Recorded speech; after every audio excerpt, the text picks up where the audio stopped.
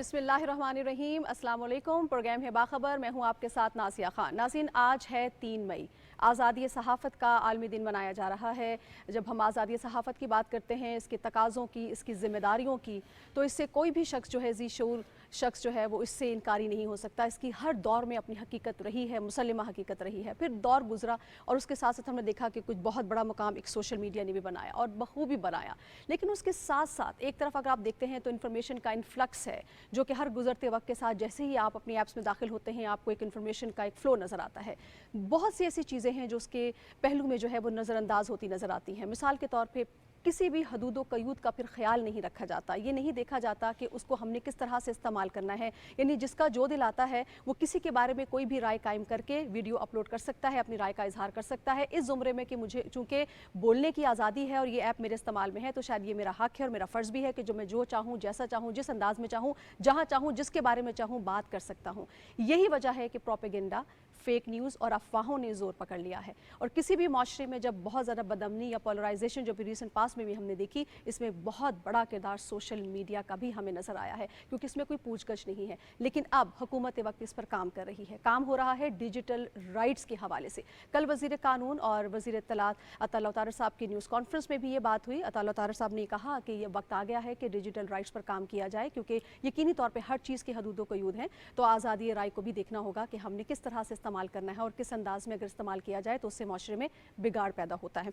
आज अपने प्रोग्राम में हम इसी हवाले से बात करेंगे। और जनाब, आज 3 मई है, पाकिस्तान की तारीख़ में एक बहुत अहम दिन है। पाकिस्तान ने एक बहुत बड़ा संग मील उबूर किया है। पाकिस्तान के पहले सैटेलाइट मिशन की रवानगी हुई है। 6 माह तक चांद के गिर्द ये मिशन चक्कर लगाएगा। इस मिशन के कामयाब इनेकाद पर हम हुकूमत वक्त को और तमाम मुतल्लिक़ा इदारों को दिल की गहराइयों से मुबारकबाद पेश करते हैं। पूरी कौम को इस पर मुबारकबाद पेश करते हैं। प्रोग्राम में जनाब मैं तमाम पैनलिस्ट को खुशामदीद कहूँगी। मुझे ज्वाइन कर चुके हैं इस्लामाबाद स्टूडियो में शनीला अमार साहिबा, डॉक्टर फारूक आदिल साहब, बाबर गौसी साहब, सबको मैं खुशामदीद कहूँगी। लॉर्ड स्टूडियो में चलते हैं, वहाँ हमारे साथ मौजूद होंगे मोहम्मद नौशाद अली खान साहब और हमारे साथ मौजूद होंगे सजाद अनवर साहब। आप दोनों को भी बहुत खुशामदीद कहूँगी। शनीला, प्रोग्राम का आगाज़ मैं आपसे करूँगी। आज़ादी सहाफ़त का आलमी दिन, सोशल मीडिया पर जिस मैंने अभी बात की, प्रोपेगेंडे की यलगार है, फेक न्यूज़ है, अफवाहें हैं। क्या मौजूदा हालात में डिजिटल राइट्स का कानून होना चाहिए? नाज़िया, मैं शुरू से उन लोगों में से हूँ जो ये कहती रही हूँ कि आपकी हदूदो क़यूद कुछ होनी चाहिए आज़ादी इज़हार राय की। ठीक है। क्योंकि यहाँ पे मादर पिदर आज़ादी नहीं होनी चाहिए और ख़ास तौर पे जो हद तक इज़्ज़त का कानून है ये बड़ा स्ट्रॉन्ग होना चाहिए। क्योंकि हमने देखा है सोशल मीडिया के ऊपर कि जिसके जो मुंह में आता है वो उसके ऊपर इल्ज़ाम लगा देता है। वो इल्ज़ाम लगाता है, वो ट्वीट करता है और उसके बाद वो ट्वीट को डिलीट कर देता है, लेकिन तब तक वो हज़ारों लोगों के पास जा चुकी हुई होती है।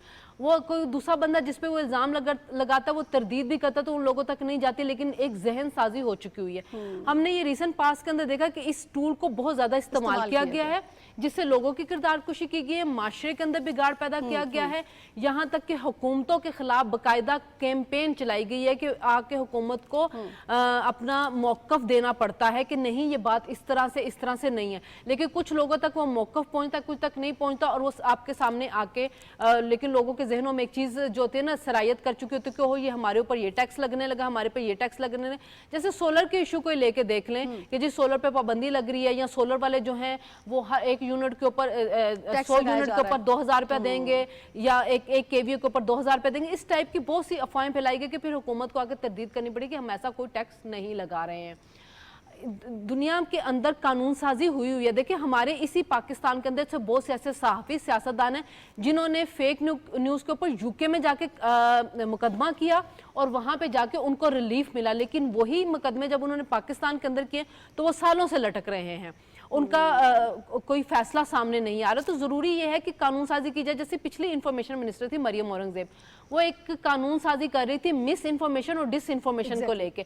देखिए हमें फ़र्क करना होगा मिस इन्फॉर्मेशन में, डिस इन्फॉर्मेशन में। कोई खबर होती है जाहिर आपको सोर्स से मिलती है, वो आपकी खबर गलत भी हो सकती है क्योंकि आपको सोर्स से मिले, लेकिन अगर जानते बूझते हुए डिस इन्फॉर्मेशन फैलाई जाती है, एक गलत खबर दी जाती है जिससे बहुत ज़्यादा बदअमनी फैलती है, तो उसका एहतसाब होना चाहिए। उसमें भी कुछ सहाफ़ी थे वो उनके खिलाफ हो गए, उन्होंने उस कानून साजी को नहीं होने दिया और वो कानून साजी रुक गई। लेकिन आज जो इंफॉर्मेशन मिनिस्टर हैं उनको मैं यही कहूंगी कि वो अब इर्द गिर्द के जो प्रेशर ग्रुप हैं, जो प्रेशर डालने वाले हैं, उनसे बिल्कुल मत डरें और कानून साजी करें, क्योंकि ये टाइम आ गया है कि अब कानून साजी होनी चाहिए, ताकि ये जो हो जाता है ना, किसी की भी किरदार कुशी शुरू कर दी जाती है, ये बहुत बुरा होता है। किसी पे भी इल्जाम लगा, बड़ा आसान होता है, बहुत आसान होता है कि हम जजेस के ऊपर लगा दें, सहाफियों के ऊपर इल्जाम लगाना शुरू कर दें। जो सहाफी आपके नजरिए के साथ नहीं है, या जो सहाफी जिसको आप सियासतदान को पसंद करते हैं उसके पे तनकीद करते तो उसको लाफाफा सहाफी कहना शुरू कर दिया जाता है, उसके बारे में फेक खबरें डालनी शुरू कर दी जाती है। तो आपकी जो आज़ादी है वो इस हद तक नहीं होनी चाहिए कि जिससे किसी दूसरे की दिल आज़ारी हो, जिससे किसी दूसरे का नुकसान हो रहा हो। ये कहीं पे भी नहीं होता, दुनिया में भी कहीं पे नहीं होता, लेकिन पाकिस्तान के अंदर ये चीज बहुत ज्यादा हो रही है, बहुत ज्यादा तवातर के साथ हो रही है। इसका खात्मा होना बहुत जरूरी है। और मैं तो पहले दिन से ये बात कह रही हूँ कि कानून साजी करें और अदालतों के अंदर स्ट्रॉन्ग जो है ना वो कानून साजी होनी चाहिए, उस पर उसको अमलदारी भी उसकी होनी चाहिए और जल्द से जल्द फैसले आने चाहिए ताकि लोग डरें। लोगों को सजा ही नहीं मिलेगी तो कोई डरता ही नहीं है। बिल्कुल बिल्कुल, सजा और जजा का निजाम जरूरी है। डॉक्टर साहब, डिजिटल राइट्स की हम बात करते हैं, जैसे मैं एक सोशल मीडिया यूजर हूँ, तमाम ऐप्स मेरे पास हैं, तमाम प्लेटफॉर्म्स मेरे पास हैं। Being a social media user, मुझे अपने डिजिटल राइट्स का कैसे पता होगा? मेरे डिजिटल राइट्स क्या हैं कि वो ना मैं किसी के सेल्फ करूँ ना कोई मेरे सेल्फ करे, मुझे भी तो पता होना चाहिए। तो डिजिटल राइट्स वैसे हैं क्या हमारे? अच्छा, डिजिटल राइट्स तो बड़ी वजाहत से शरीला ने बता दिया, और अब मैं कुछ मिसालें आपको पेश करता हूँ, शायद उससे चीज़ और वाज़ेह हो जाए। मसलन अभी आपने एक बहुत अच्छी खबर दी कौम को, और हमने उसको सेलिब्रेट किया कि हमारा IQ कमर चांद पे चला गया है। आपको याद होगा कि जब अमेरिकी मिशन गया, जब सोवियत यूनियन का मिशन गया, तो दुनिया में जश्न मनाया गया। इसी तरह से हमारे पड़ोस में इंडियन जब गया मिशन तो उन्होंने सेलिब्रेट किया। अब सोशल मीडिया का प्रॉब्लम देखें, जब ये गया 2-3 दिन से ये प्रोपेगेंडा हो रहा है, जब ये क्यूब कमर की बात हो रही है, तो सोशल मीडिया पे वही लोग जिनकी तरफ इशारा शनीला ने भी किया, आपने भी किया, वो ये कह रहे हैं हमारे पास तो खाने को पैसे नहीं है, आप क्यों लेके जा रहे हैं वहाँ? अच्छा, हकीकत यह है कि अगर आप रिसर्च करेंगे, अगर आप चीज़ों को देखेंगे, तो आपकी मैशत बेहतर होगी ना, आपकी मैशत को बेहतरी की तरफ लेके जाएंगे, आपको खाने के पैसे ज़रूर मिलेंगे, तो आप उसका रास्ता क्यों रोक रहे हैं? एक मिसाल। दूसरी मिसाल, आज एक गैर मुल्की अखबार में PTI के साबिक चेयरमैन का बानी जो हैं उनका एक आर्टिकल आया। उस आर्टिकल में बेशुमार बातें हैं जो बेबुनियाद हैं, लेकिन एक बात मैं आपकी तवज्जो दिलाना चाहता हूँ। उन्होंने ये कहा कि पाकिस्तान को ये हुक्मरान और ये इस्टेब्लिशमेंट 1971 की पोजीशन में लेके जा रही है। अब आप ये देखें कि सोशल मीडिया पर यही तबका क्या कहता है, सबसे ज़्यादा आइडियलाइज करता है और हीरो बनाता है शेख मुजीब को। शेख मुजीब का सियासी किरदार कोई भी हो, लेकिन हम ये जानते हैं कि अगरतला साजिश केस जो था 60s और 70s के बीच में, उस साजिश में खुद उस साजिश के जो किरदार थे, बांग्लादेश बन जाने के बाद बांग्लादेश की पार्लियामेंट में उन्होंने कहा कि हाँ वो साजिश केस ठीक था और हमने उस पर किरदार किया, अदा किया। और एक रुकने पार्लियामेंट ने कहा कि मैं खुद गया था अगरतला और पैसे लेके आया था और असला लेके आया था। तो अब इस चीज़ को आइडियलाइज किया जा रहा है और पाकिस्तान की बुनियाद पे कुल्हाड़ी चलाई जा रही है। लाइन दे दी जेल में बैठे हुए एक शख्स ने, अब इस पर भी तहकीक होनी चाहिए कि वो कैसे गया वो आर्टिकल, उसने वहाँ कैसे लिखा, और अगर उसने नहीं लिखा, ये बाहर से गया, तो फिर भी बात सामने आनी चाहिए कि उसके नाम पे जालसाजी हो रही है। और सबसे बड़ी बात ये कि आप सोशल मीडिया को लाइन दे दी और एक प्रोपेगेंडे का रास्ता खोल दिया, तो ये है आपका मुल्क उसमें खतरे में पड़ जाता है, आपके जाती, यानी हम सब उसके विक्टिम हैं, हमें जाती तौर पे उसका टारगेट किया जाता है। हाँ। और हमारे पास कोई रेमेडी नहीं है। देखिए पोलराइज्ड होती है, एडिटोरियल जो है ना, एडिटोरियल कंट्रोल अगर नहीं है, हाँ। और इसमें मुमकिन भी नहीं है, हाँ। तो फिर आपके पास कोई रास्ता होना चाहिए।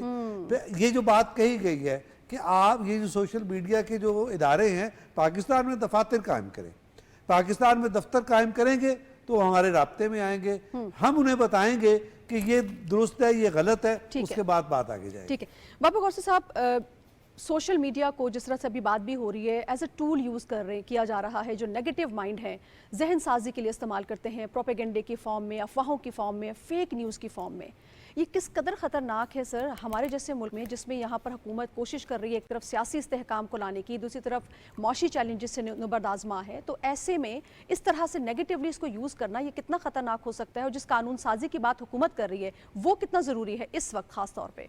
आज देखिए, जिस तरह हम कह रहे हैं कि सहाफ़त का आलमी दिन मनाया जा रहा है, और इसका दिन मनाने का मकसद ये होता है कि जो जितने भी सहाफ़ी हैं उनके साथ इजहार यकजहती किया जाता है। कि बहुत से सहाफ़ियों के साथ आपने देखा है कि दुनिया में बहुत सी, जब कोई वो ब्रेकिंग न्यूज़ देते हैं या आर्टिकल लिखते हैं तो उनके साथ आप ये कह सकते हैं कि चेक एंड बैलेंस रखा जाता है, उनके साथ ज़्यादतियाँ भी होती हैं। लेकिन उसके बावजूद आप देखें कि आज की जो जब आज़ादी सहाफ़त की बात की जाती है तो पाकिस्तान एक ऐसा मुल्क है कि जहाँ पे सहाफ़ी बहुत ज़्यादा आज़ाद हैं।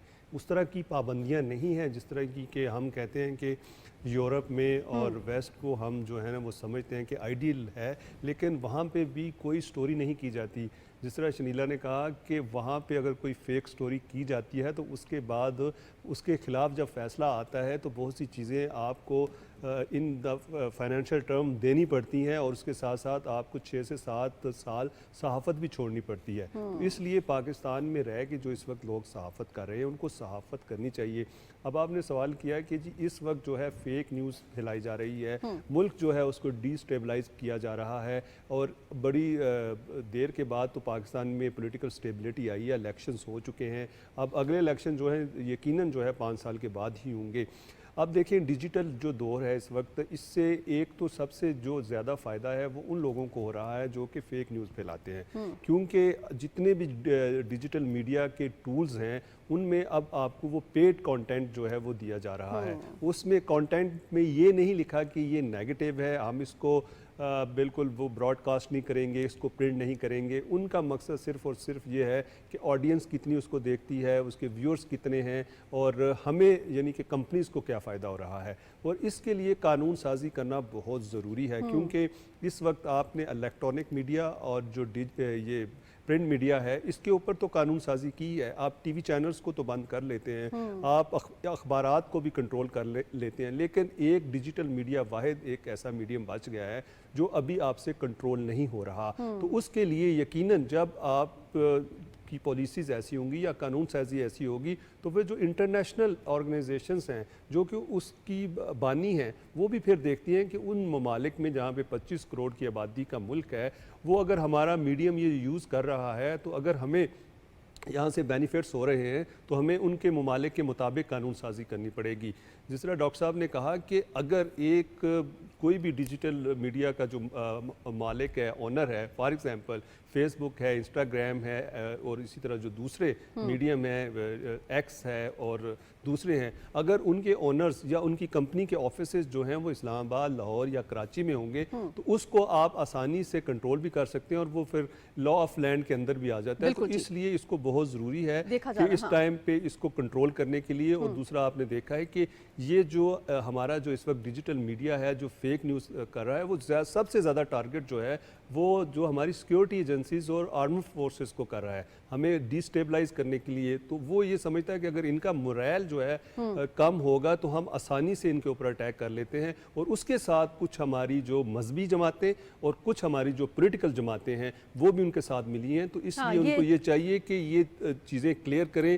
अपने जो जितने भी विंग्स हैं जो डिजिटल मीडिया को, पहले हम कहते थे ये मिलिट्री विंग्स हैं, अब ये डिजिटल मीडिया के विंग और मिलिट्री विंग्स में कोई फ़र्क नहीं रह गया। ठीक है नौशाद साहब, मैं आपसे आपकी राय चाहूंगी सर। आज़ादी इजहार राय के नाम पे अगर ख़ास तौर पे मैं पाकिस्तान की बात करूं, जिस तरह से सोशल मीडिया का इस्तेमाल किया जा रहा है, बीइंग अ सहाफ़ी सर, आप क्या समझते हैं कि वो तकाज़ों को पूरा करता है? और जब हम महज़्ज़ब माशरों से इसकी जो है वो कली जोड़ते हैं तो आपको लगता है कि वहाँ पर हदूद क़ुयूद का ख्याल ज़्यादा रखा जाता है बनिस्बत इसके, जैसे पाकिस्तान में ये भी बात की जाती है कि आज़ादी इजहार राय नहीं है जी और कदगने हैं, लेकिन फिर आप सोशल मीडिया को उठा कर देखते हैं तो आपको लगता है कि इससे ज़्यादा आज़ाद माशरा हो ही नहीं सकता, जिसका जो दिल करता है वो बोलता है।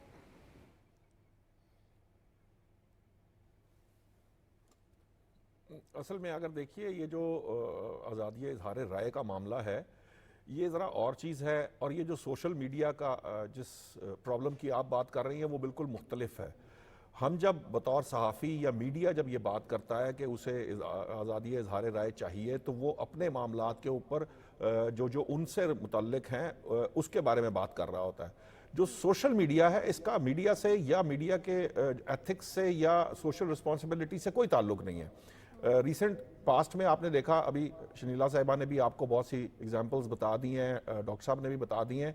आप ये देखिए कि अमेरिका, जर्मनी और दीगर ममालिक वो हमसे बहुत आज़ाद उनके मुआशरे हैं और वो बहुत लिबर्टी देते हैं, लेकिन उसके बावजूद उन्होंने वहाँ अपने यहाँ जो इसकी रेगुलेशंस के मामला तय कर लिए हैं।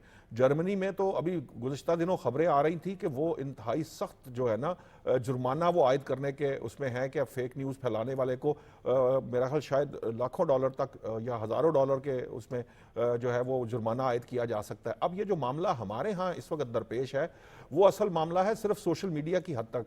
देखिए, अगर ये जो कम्युनिटी स्टैंडर्ड्स की बात की जाती है, ये जो टेक्निकली जो इन प्लेटफॉर्म्स ने डेवलप किए हैं वो बहुत जेनेरिक मामलात हैं।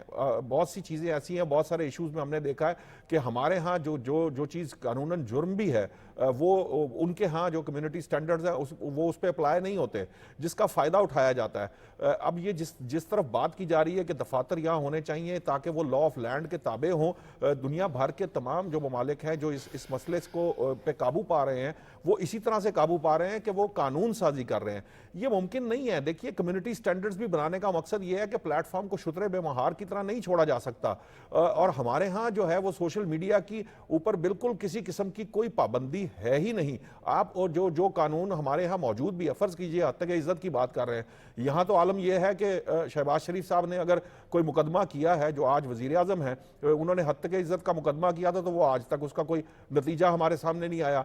इसी तरह से ये जो कानून की अमलदारी है उसमें भी चूंकि हम देखते हैं कि बहुत ज़्यादा हम लोग स्ट्रिक्ट नहीं है। अभी शनीला ने आपको मिसाल दी है कि हमारे लोग पाकिस्तान के इंतहाई जैसे कहते हैं ना खर्च करके अपने पैसे वो जाकर बरतानिया की अदालतों में मुकदमात लड़ते हैं, वहाँ से जीतते और हारते हैं, वहाँ फैसले हो जाते हैं, लेकिन हमारे यहाँ पे मुकदमात का फैसला नहीं होता, इसलिए मजबूरन वो वहाँ बरतानिया की अदालत में जाना पड़ता है उनको।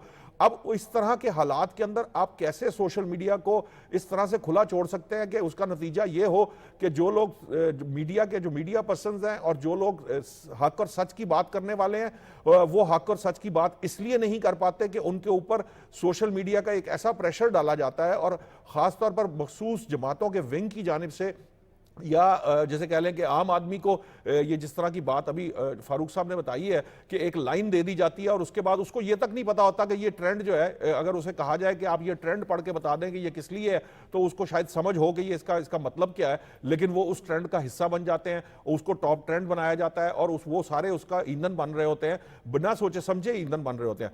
तो ये इसलिए ज़रूरी भी है कि आप इस तरह के लोगों को ये समझा सकें कि जनाब वो जो काम कर रहे हैं वो रियासत मुखालिफ है, वो किसी के जो इज्जत जो है वो उसके ऊपर वो उसको दागदार कर रहे हैं, बगैर सोचे समझे, बगैर जाने बूझे, बगैर किसी इतला के, बगैर किसी इंफॉर्मेशन के वो उसका हिस्सा बन जाते हैं और उसको इस्तेमाल किया जाता है। अब इस्तेमाल करके प्रेशर डाला जाता है। हमने तो ये रिसेंट पास में अभी देखा है कि बाकायदा ऐसे ट्रेंड्स चलाए गए हैं जिससे रियासती इदारों को, आपकी अदलिया के ऊपर, आपकी दूसरी जो मुखालिफ जमातें हैं उनके ऊपर, यहाँ तक के अफराद, खवातीन के मामले में आप देखिए कि खवातीन जर्नलिस्ट के खिलाफ किस तरह के ट्रेंड्स चलाए गए हैं। सो मेरी नज़र में मैं ये समझता हूँ कि जिस तरह बाकी दीगर ममालिक जो मुहज़्ज़म मुआशरे हम जिनको मिसाल के तौर पर लेते हैं, वहाँ पर भी डिजिटल मीडिया के जो मामलात हैं उनके ऊपर कानून साजी की गई है। वहाँ किसी ने बैठ कर ये नहीं कहा कि सोशल मीडिया, ये दुरुस्त बात है कि सोशल मीडिया बाय डिफ़ॉल्ट आज़ादी का नाम है, लेकिन आज़ादी किसी सूरत भी वो ये नहीं होती कि बिल्कुल ही आप जो है वो शुतरे बेमहार बन जाएं, आपके ऊपर कोई कदगन किसी का। आज़ादी के साथ जिम्मेदारी का होना बहुत ज़रूरी है, और बगैर जिम्मेदारी की आज़ादी जो है वो तबाही ला सकती है, वो किसी सूरत भी कोई हमारे यहाँ कोई बेहतरी पैदा नहीं कर सकती। और हम जैसे ममालिक, हम जैसी रियासतें जो कानून के मामलात के अंदर भी थोड़ा सा कमज़ोर समझी जाती हैं, अमलदारी भी थोड़ी सी कमज़ोर है, वहाँ पर सोशल मीडिया को बगैर रेगुलेशन के या बगैर कवानीन के इनको चलाया नहीं जा सकता, वरना तो ये तबाही हमारे सामने ही है जो हम देख रहे हैं इस वक्त। ठीक है सजाद साहब, सोशल मीडिया के हवाले से ज़ाहिर इस पे हम बात कर रहे हैं। वज़ीर इत्तलात ने ये भी कहा कि हम सोशल मीडिया की बंदिश के हक में कतई नहीं है, लेकिन इसको रेगुलेट करने की ज़रूरत है ताकि जो सुकम नज़र आ रहा है या जिससे ये जो मसाइल जन्म ले रहे हैं इसको काबू पाया जा सके। सर, आप क्या समझते हैं जो कानून साजी हुकूमत वक्त करने का इरादा रखती है, उससे किस हद तक की जो सोशल मीडिया के ऊपर हम प्रोपेगेंडा देख रहे हैं, अफवाहें देख रहे हैं और फेक न्यूज़ खास तौर पर जो हमने अभी रिसेंट पास में भी देखी कि एक तूफान की तरह हमें नजर आई और उसमें पोलराइज सोसाइटी को इतना ज्यादा कर दिया गया, किस हद तक सर उस पर काबू पाया जा सकता है? कौन कौन से इकदाम हैं? तो दफातर की बात हुई, और क्या इकदाम लिए जा सकते हैं सर?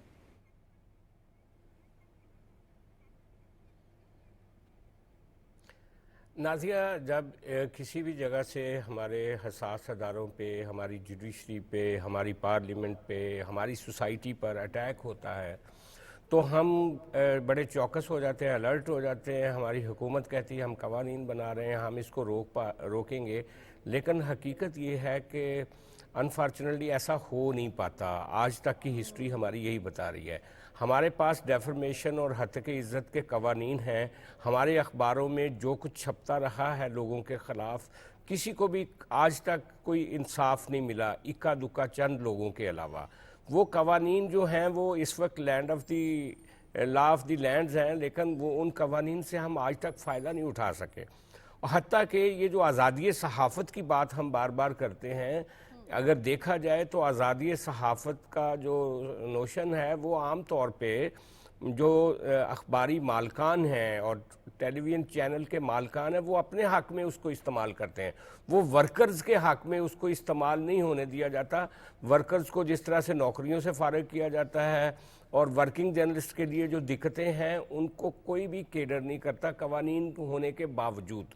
अच्छा, फिर इसके अलावा आगे बढ़ें तो ये जो अभी सोशल मीडिया की आप बात कर रहे हो, सोशल मीडिया पे ये जो कम्युनिटी स्टैंडर्ड्स मुख्तलिफ ऐप्स ने अपने बना रखे हैं, लोग उनके साथ भी चीट करते हैं। मसलन मैंने देखा यहाँ पे एक ख़ास पार्टी के पैरोकार वो देखते हैं ना कि कोई किसी का एक अकाउंट जो है वो आगे आ रहा है और वो हमारे ऊपर तनकीद कर रहा है, तो वो मिल के एक प्लान करके उसकी कंप्लेंट करते हैं और उसको उस अकाउंट को रुकवा देते हैं। तो ये बदकिस्मती है हमारे पास कि कॉन्स्टिट्यूशन राइट सबके पास होते हैं, लेकिन आप देखें कि जब जजेस आम आदमी को तो इंसाफ नहीं दे पाते, लेकिन जब उनकी बारी आती है तो सारे इकट्ठे हो जाते हैं। डॉक्टर्स का रवैया देख ले, जब उनकी बारी आती, सोसाइटी रेजिमेंटलाइज होती जा रही है बदकिस्मती से। हम अपने कवानीन पे अमल दरामद नहीं करवा रहे। और दूसरी बात यह है कि ये आसानी से हो सकता है। देखें, जैसे एयर स्पेस आपकी ओपन है, लेकिन पाकिस्तान के फ़ज़ा के अंदर कोई जहाज़ आता है तो वो पाकिस्तान के कवानीन के मुताबिक उसको रूट मिलता है। इसी तरह यहाँ पे भी जो सोशल मीडिया जिसके बारे में हम बार बार कहते हैं, पाकिस्तान को चाहिए कि वो अपने जो कम्युनिटी स्टैंडर्ड्स हैं वो उनमें शामिल करवाए और उन कंपनियों को, जिन कंपनियों ने यहाँ पे काम करना है, उनके दफातर यहाँ पे कायम करे, उनकी रेगुलेशन होनी चाहिए। और फिर ये बात मैं बिल्कुल, कल भी हमने बात किया था, तारड़ साहब की बात बिल्कुल दुरुस्त है कि ये जो FIA साइबर क्राइम को हमने दे दिया है ना, ये जो सोशल मीडिया की रेगुलेशन का काम और सोशल साइबर क्राइम के हवाले से, ये उनके बस का काम ही नहीं है। उस तरह के जिस तरह के जदीद चैलेंजेस हैं उस तरह के अदारे बनाने की ज़रूरत है। हमें अपने कवानीन पे अमल दरामद करवाने की ज़रूरत है, तभी जाके हम ये बेसिकली तो एक तरह से मैं समझता हूँ कि पाकिस्तान को इंतशार में मुब्तला करने के लिए, डिस्टेबलाइज करने के लिए हथकंडे इस्तेमाल किए जाते हैं। वो अब सोशल मीडिया उसका एक बहुत बड़ा हथियार है। आप देखें कि बाहर लोग बैठ के यूट्यूबर्स जो हैं वो पाकिस्तान के खिलाफ कैसा कैसा प्रोपेगेंडा कर रहे हैं। तो इस सब को रोकने के लिए मैं समझता हूँ कि एक बहुत जामे पॉलिसी होनी चाहिए और सारे स्टेक होल्डर्स को साथ में लाके कवानीन बनने चाहिए और फिर उसमें आने वाले वक्त में इंशाल्लाह हम देखेंगे इसका अमली जामा पहनाते हुए भी। प्रोग्राम के दूसरे हिस्से की जानिब मुझे बढ़ना है। नाज़रीन, प्रोग्राम के हिस्से में हम बात करने जा रहे हैं PTI की उसी तर्ज सियासत और उसी तर्ज अमल के हवाले से जिसमें मैं ना मानूं की जो गर्दान है वो सर फहरिस्त नजर आती है। PTI ने 8 फरवरी के हवाले से जनाब नताइज को मानने से इनकार कर रखा है और वो कहते हैं कि जी तारीख के बदतरीन धांधली हुई है। अब पीटीआई की जानिब से ये कहा गया है कि वो वाइट पेपर शाया करेंगे जिसमें वो बताएंगे कि धांधली कैसे हुई और किस तरह से उनको जो है महरूम रखा गया उनके सीटों से। उसमें ख़ास तौर पर उनकी ये भी बात सामने आई कि हम ये मुतालबा करते हैं कि जो जुडिशल कमीशन है उसको तश्कील दिया जाए और वो ये फैसला करे। लेकिन बात यह है कि इससे पहले भी जितने भी कमीशन बने उसमें अगर जो हक में उनके फैसले आए तो उस पर उन्होंने शुक्रिया अदा किया, लेकिन जो उनके बरखिलाफ आए उसमें फिर वही तनकीद और वही इदारों के साथ जो है उलान तलान का सिलसिला जारी रहा। तो जिस डगर पे पीटीआई चल रही है इसका अंजाम आखिर क्या होने वाला है? हुकूमत की सिमत बिल्कुल हमें नज़र आ रही है, हुकूमत किस रास्ते पे चल रही है, लेकिन पीटीआई की सिमत भी बहुत हद तक वाजे है। लेकिन जिस तरह से वो टकराव रखे हुए हैं अपने इदारों के साथ, तो उसका अंजाम क्या होगा? प्रोग्राम में हम इसी हवाले से बात करेंगे। शनीला, ट्रिब्यूनल में मुकदमात के बावजूद 8 फरवरी के इंतखाबात में धांधली का शोर शराबा है। क्या पीटीआई की ये कोई सियासी मजबूरी है? बिल्कुल, पीटीआई की ये मजबूरी है। उनके पास कोई बयानिया नहीं होता। इलेक्शन के बाद वो हार भी जाएं तो उन्होंने धांधली का शोर डालना था, वो जीत भी जाएं तो उन्होंने यही काम करना होता है। अगर हम पीछे चले जाएं 2013 में जिस वक्त ये हार गए थे, उस वक्त पहले इन्होंने शोर डाला 35 पंक्चर का कि 35 पंक्चर लगाए गए हैं, 35 सीटें जो थी वहाँ पे धांधली की है। नजम सेठी उस वक्त निगरान वजीर आला थे, उनके ऊपर ये इल्ज़ाम लगाते रहे हैं। फिर उसके बाद इमरान खान साहब ने एक जगह इंटरव्यू दिया हमारे एक एंकर को, तो कहा जी ये तो मेरा सियासी बयान था, ठीक है। और वो जो थे नजम सेठी साहब, अब इसी पे मैं बात कर रही हूँ दोबारा से, जो मैं बात करती हूँ हत्या की इज्जत के कानून की, क्योंकि उन्होंने तब से उनके ऊपर हत्या की इज्जत के कानून के तहत मुकदमा किया हुआ है, उसका अभी तक फैसला नहीं हुआ। उसके बाद इन्होंने शोर डाल दिया कि 4 हल्के खोल दिए जाएं। ये सुप्रीम कोर्ट गए, इन्होंने सुप्रीम कोर्ट के चीफ जस्टिस के ऊपर इल्जाम लगाया कि चूंकि ये आरओ जो थे, रिटर्निंग ऑफिसर जो थे, ये जुडिशल सिस्टम से आए थे, तो ये चीफ जस्टिस जो उस वक्त के थे इफ्तिखार चौधरी, उन्होंने प्लानिंग के तहत धांधली करके इनको जितवाया है नवाज लीग को। और जब वहां से तौहीन अदालत की कार्रवाई शुरू होनी चाहिए तो इन्होंने माफी मांग ली। फिर ये चले तो इन्होंने कहा 4 हल्के खोल दिए जाएं, तो उनको अदालत ने बताया कि जब ट्राइब्यूनल में केसेस हैं तो हम 4 हल्के नहीं खोल सकते, आप बकायदा एक प्रोसेस है उसके तहत चले। लेकिन उन्होंने अपनी वही गर्दान जारी रखी, उसके लिए धरना लेके आगे जुडिशल कमीशन की डिमांड की। जुडिशल कमीशन बना, जुडिशल कमीशन के सामने जो टीआर सेट किए गए थे, उनके सामने 3 सवालात रखे गए थे। उन्होंने बकायदा बताया कि कोई मुनज़्ज़म धांधली नहीं हुई थी हुक्मरान जमात को जितवाने के लिए। हाँ, कुछ जगहों पे कुछ इरेगुलरिटीज नजर आई, तो खान साहब ने वो जो उनका वो जो जवाब था उसको नहीं याद रखा, जो इरेगुलरिटीज थी उसको याद रख के फिर एक प्रोपेगेंडा करना शुरू कर दिया। तो उसके बाद जब 2018 में जीते हैं तब भी उन्होंने कहा कि जी हमने ज्यादा सीटें जीतनी थी, हमें कम सीटें जितवाई गई। फिर ज़िमनी इंतखाबात में हारते रहे, जब ज़िमनी इंतखाबात में जीते तो फिर भी इलेक्शन कमीशन के ऊपर इल्जाम लगाते रहे, उसी इलेक्शन कमीशन जिनके तहत जीते। अब भी उनका दावा है कि जी हम जीते हुए हैं, ये इनको 18 सीटें, तो इनका मैं ना मानूं वाली ये जो गर्दान है ये जारी रही, क्योंकि इनके पास बयानिया कोई नहीं, ना केपीके में कुछ दिखाने के लिए है, ना पिछली हुकूमत में कुछ दिखाने लिए, सिवाय इसके कि धांधली की गर्दान करते हैं। डॉक्टर साहब, इस तरह से कैसे चलेगा? क्या आपको पसे पर्दा मकासद नजर आते हैं? एक तरफ धांधली का वावेला है, वाइट पेपर शाया होने की बात हो रही है, मुकदमात जो हैं वो ट्रिब्यूनल में ज़ेर समात हैं, अदालती निज़ाम में भरोसा नहीं है, तो ये पसे पर्दा अज़ाइम आपको क्या नज़र आ रहे हैं इसके पीछे? देखिए, ये जो पसे पर्दा अज़ाइम की आपने बात की, उस ज़माने में जब ये तहरीक अदम एतमाद हो रही थी, इस मौजू पर मैंने बहुत बात कही अपने दोस्तों के दरमियान और इस प्लेटफार्म पर भी। लेकिन इससे पहले गालिब का एक शेर सुने। गालिब कहते हैं कि एक हंगामे पे मौकूफ़ है घर की रौनक, नौहाए गम ही सही, नौहाए शादी ना सही। मतलब ये है कि अगर हार गए तो भी फसाद डालना है, जीत गए तो भी फसाद डालना है, सुकून से नहीं बैठना। क्यों नहीं बैठना सुकून से? ये वो बात है जो मैं मुसलसल कहता चला आ रहा हूँ। देखिए, ये जमात चाहे हुकूमत में हो चाहे हुकूमत में ना हो, इसका एक एजेंडा है और इस एजेंडे पर वो हुकूमत में भी और हुकूमत के बाद भी गामजन है। वो क्या एजेंडा है?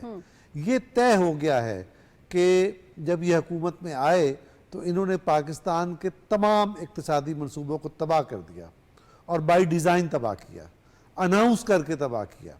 इकनॉमिक कॉरिडोर आपके सामने है, चीन पे इल्ज़ामात लगाए, मंसूबों पे इल्ज़ामात लगाए।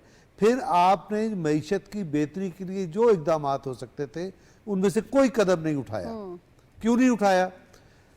मैं आपको बताऊं कि एक साहब जो उन्होंने मुशीर के तौर पे लिए थे, साबिक वज़ीर आज़म ने, उस मुशीर ने अपनी पोजीशन पे रहते हुए, पोर्टफोलियो पे रहते हुए ये कहा कि इन्होंने इतनी ताख़ीर कर दी है कि ये मईशत ठीक नहीं हो सकती। क्यों नहीं हो सकती, क्यों ये नहीं करना चाहते और बार बार ये क्यों कहते हैं कि पाकिस्तान श्रीलंका की तरफ जाएगा और पाकिस्तान डिफ़ाल्ट होगा? इनके ज़िम्मे कुछ काम है। पाकिस्तान का डिफेंस, उसको तबाह करना इनका मकसद है। पाकिस्तान का कश्मीर का जो एक मौक़िफ़ था मुनसिफाना, उसको तबाह करना इनका जिम्मेदारी थी, इन्हें दी गई थी जिम्मेदारी, इन्होंने तबाह कर दिया डोनाल्ड ट्रंप के साथ मिलके। तीसरा जो मामला है वो पाकिस्तान के आइन के पीछे पड़े हुए हैं। पाकिस्तान के आइन की चंद बुनियादी चीज़ें हैं जिसकी वजह से वो दुनिया भर में और ख़ास तौर पे इस्लामी दुनिया में उसकी बड़ी अहमियत है। बस अल्लाह की हकीकत को तस्लीम करना। इसके अलावा नबूवत के मामलात जो हैं ये बड़ी बड़ी उसकी इम्तियाजी खसूसियात हैं, ये उसके पीछे पड़े हुए। अगर आप डिफ़ॉल्ट कर जाते हैं तो आपकी मईशत भी गई, आपका डिफेंस भी गया और आपका आइन भी गया। ये है उसका हिडन। एक बात और कहना चाहूँगा कि ये जो कुछ भी कहते हैं इनके साथ अवाम नहीं है। देखिए 1977 में अवाम ने महसूस किया कि इंतखाबात ठीक नहीं हुए। नतीजा क्या निकला? अवाम सड़कों पे निकल आए और सूबाई असम्बली के इंतखाबात हुए अगरचे, लेकिन वो ना होने के बराबर थे। ये होता है अवामी रिएक्शन। ऐसा तो कोई रिएक्शन नहीं, इन्होंने एक फसाद की कैफियत पैदा कर रखी है ताकि पाकिस्तान स्टेबल ना हो। ठीक है बाबर साहब, आप भी डॉक्टर साहब की इस बात से एग्री करते हैं कि पीटीआई का जो एजेंडा है वो कुछ और है, क्योंकि जहाँ पर मुल्क की सलामती की, मईशत की बेहतरी की बात आती है, सियासी इस्तेहकाम की बात आती है, वहाँ पर हमें उनका कोई बयानिया नज़र नहीं आता। बयानिया उनके अपने ही मफादात के गिर्द जो है वो घूमता रहता है। तो क्या वो किसी खास एजेंडे पर अमल पैरा है? देखिए जो पीटीआई है, जब हम बात करते हैं कि पाकिस्तान तहरीक इंसाफ की, तो वो एक शख्स की जमात है। अगर वो शख्स है तो जमात है, अगर वो नहीं है तो जमात नहीं है। उसको अगर निकाल दिया जाए, माइनस कर दें, तो ये जितने भी इस वक्त जो उसकी मेन स्ट्रीम लीडरशिप है वो तो अपनी कॉन्स्टिट्यूंसीज भी नहीं जी सकते। तो जिस तरह डॉक्टर साहब ने जो 3 बुनियादी चीज़ें की हैं, ये बिल्कुल उन्होंने ठीक बात की है। उन्होंने सही कहा है कि उनका एजेंडा कुछ और है और वो इस एजेंडे को पाया तकमील तक पहुंचाना चाहते हैं। अभी आप देखें कि इस वक्त तमाम पॉलिटिकल फोर्सेस चाहती हैं कि वो पीटीआई के साथ मुज़ाकरात करें और कोई लाए अमल इख्तियार करें ताकि जो हमारी इकॉनमी है वो स्टेबल हो जाए। अभी आप देखेंगे जितने भी मेंबर असम्बलीज हैं, या सेनेट के हैं, या सूबाई असम्बलियों के हैं, या दूसरे जो आइन बनाते हैं, जो इन चीज़ों को आगे लेकर चलते हैं, उनको तो कभी भी फाइनेंशियल इश्यूज़ का सामना नहीं करना पड़ा। आम तबका तो वो पिसता है जिसको कि जो गुर्बत की लकीर से भी नीचे रह रहा है।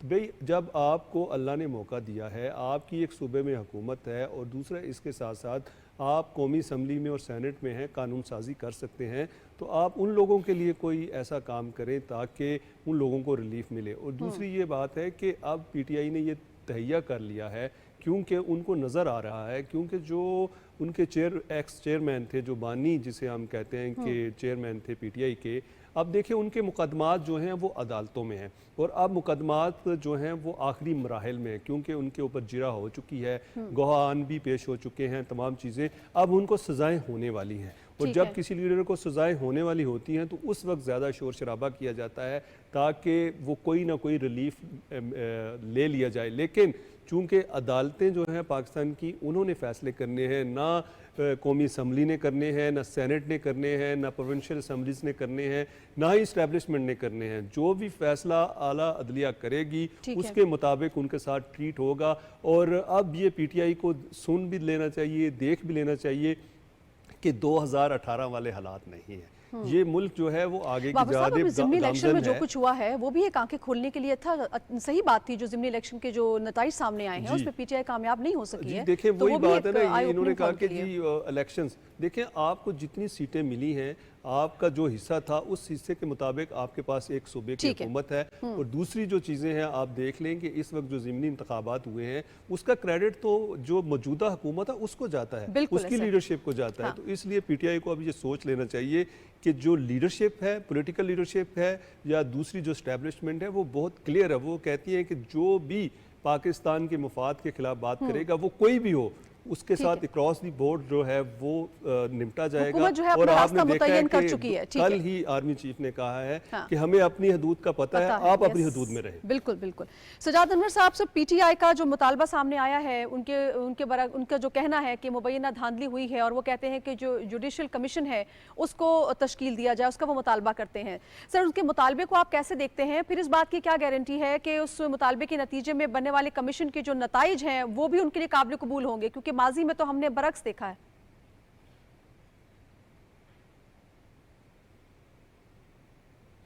देखें, ये मुतालबा तो नहीं माना जा सकता जब आपका ऑलरेडी आपके जिन जिन हलकों में एतराज़ात हैं वो ट्रिब्यूनल्स में उनके ऊपर कार्रवाई हो रही है।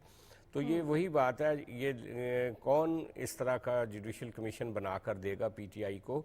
पीटीआई का आज का जो वाइट पेपर वो कह रहे हैं हम रिलीज़ करने जा रहे हैं, वो सिर्फ अपने आप को ख़बरों में इन रखने के लिए और अपनी सियासत को एक शक्ल देने के लिए सारा कुछ कर रहे हैं। आज जो उन्होंने एक आर्टिकल लिखा है एक बाहर के अखबार में, उसमें उन्होंने कहा है कि ये हुकूमत एक लाफिंग स्टॉक बन गई है। तो मैं समझता हूँ कि ख़ुद उनको भी चाहिए, वो जो जेल में बैठे हुए हैं साहब, कि उनको अपनी तर्ज सियासत का अंदाज़ा करना चाहिए।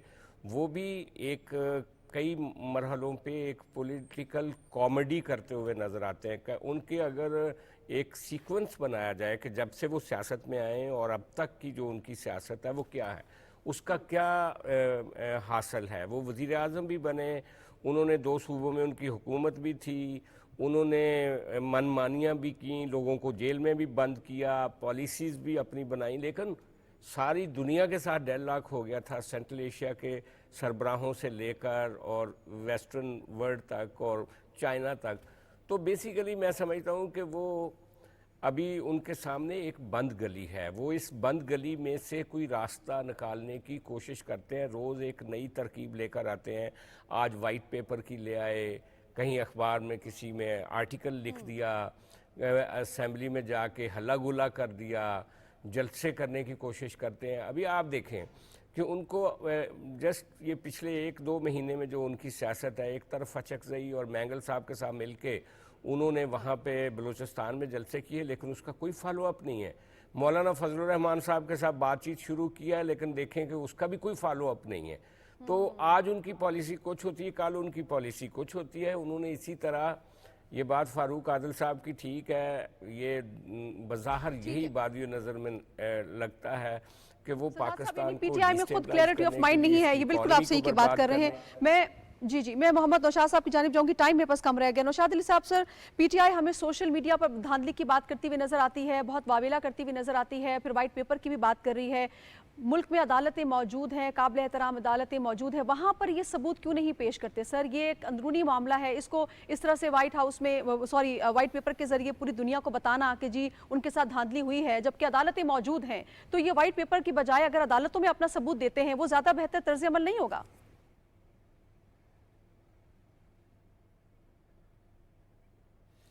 जी ज़रूर होगा, लेकिन अगर वो सबूत होंगे तो वो अदालत को देंगे ना। आप ये देखिए कि ये जो जिस पार्टी की आप बात कर रहे हैं, उन्होंने तो इंतखाबी नताइज आने से पहले ही अपनी नशिस्तें भी तय कर ली थी, और फिर उन नशिस्तों के मुकाबले में उन्होंने ये भी बता दिया था कि किस जमात के पास कितनी सीटें हैं, और वो उनके पास 2/3 अक्सरियत थी, और जो जिसकी हुकूमत बनी हुई है उनके पास 16-18 सीटें थी।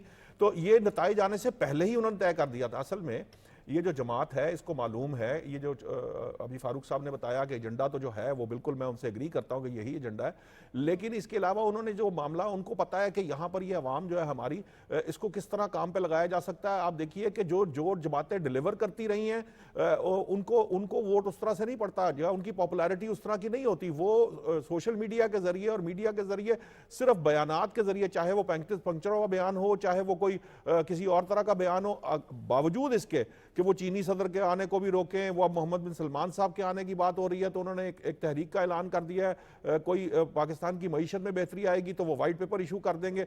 वो तमाम काम जो प्रैक्टिकली सियासी जमातें करके अवाम को रिलीफ देने का होता है, वो जो जमातें करती हैं वो ठीक नहीं है। लेकिन वो सिर्फ सोशल मीडिया और मीडिया पर बैठकर वो जो बयानियां डेवलप करते हैं वो सही है, जिसके नतीजे में वो ये चाहते हैं कि उनका ख्याल ये है। आप ये अंदाजा कीजिए कि ये जब तहरीक अदम एतमाद से पहले, ये सारे हमारे दोस्त गवाह हैं, हम इस पर बात करते रहे, कि ठीक है, इनके ठीक है। अपने पीटीआई को यकीनी तौर पे अपने तर्ज सियासत और तर्ज अमल पे गौर करने की जरूरत है। बहुत शुक्रिया लाहौर में मौजूद मेरे तमाम पैनलिस्ट का, इस्लामाबाद में मौजूद मेरे पैनलिस्ट का बहुत शुक्रिया आप सबका। यकीनी तौर पे हुकूमत अपनी राह मुतय्यन कर चुकी है, हुकूमत के एम बिल्कुल वाज़ेह हैं और आवाम में भी ये शऊर आ चुका है कि एहतजाजी सियासत ने ना पहले उनके मसाइल हल किए हैं और ना अब होंगे। हुकूमत के साथ उनको खड़ा होना बहुत ज़रूरी है और जो भी मईशत की बेहतरी के लिए और सियासी इस्तेहकाम के लिए हुकूमत की काविशें हैं उसमें आपका साथ बहुत ज़रूरी है। अपना ख्याल रखिएगा, दुआ में याद रखिएगा। नाज़िर खान को इजाज़त दीजिए, अल्लाह ने के बाद।